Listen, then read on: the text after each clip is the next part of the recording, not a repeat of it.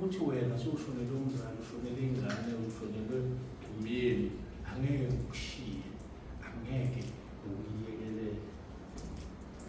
Mamsithi ngokuhamba kwabafowethu wakho uNkulunkulu will never leave you nomndeni wakho.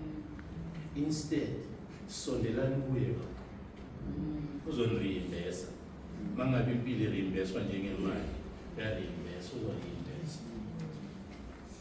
Ngiyazi ukuthi akekho ongizwayo manje. Remember, lokhu esikwenzayo sisenza bona. That's why ngilila ngathi mina singa-recruit. Leave it to God. Wena ngethi evangelizer, that's it.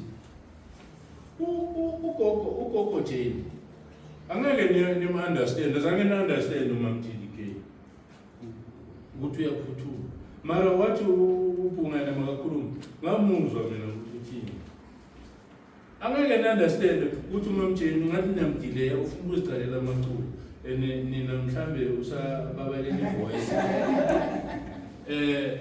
Tina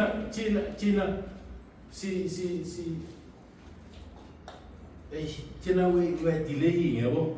Sicabanga ukuthi there's still time.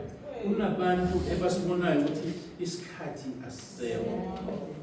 Uthi omunye umfundisi we-American uthi when you are traveling in a car, if you are very young, you'll have your car with 4 pipes.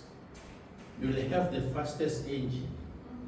And when ubheke i-windscreen, ubheke phambili, and ngendlela ospita ngayo ugcina indlela ongasayiboni. Ezinye izinto urealize sowudlulile sowuzibheka kuma-side mirror or rearview mirror. Bese uthi laba esebabadala, they don't drive fast anymore.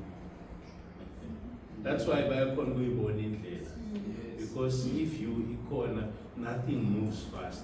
So hamba ngokucophelela, ngendlela ohamba ngayo ukhona ukuthi ubone la uyakhona, uphinde use the mirrors and ubone ukuthi kwenzakalani. Lezi ezinye izinto lezi abantu bazijahela ngale speed ehamba ngazo. Wena sowuzibheka la kuma mirror sowudlulile. Uphokophelele phambili ngokucophelela, and you don't wanna crash the car ohamba ngayo.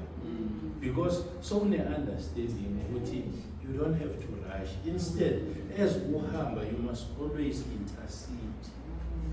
And uzi-intercedela wena, u-intercedele nalo muntu ozophambana naye. Mhlambe nalo ozoyom-overtake phambili. Omunye ngale speed ohamba ngaso uzokhona ukuthi ume uncede umuntu othola iphasha or whatever. Bazalwane,